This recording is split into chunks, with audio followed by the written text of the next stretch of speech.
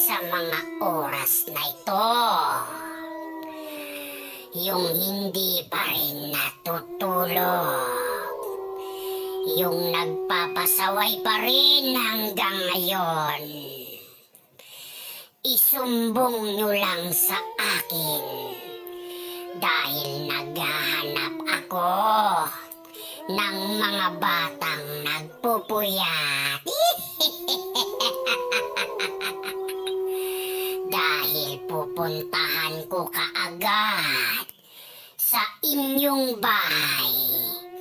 Kaya isumbong nyo lang sa akin. At pupuntahan ko ngayon din.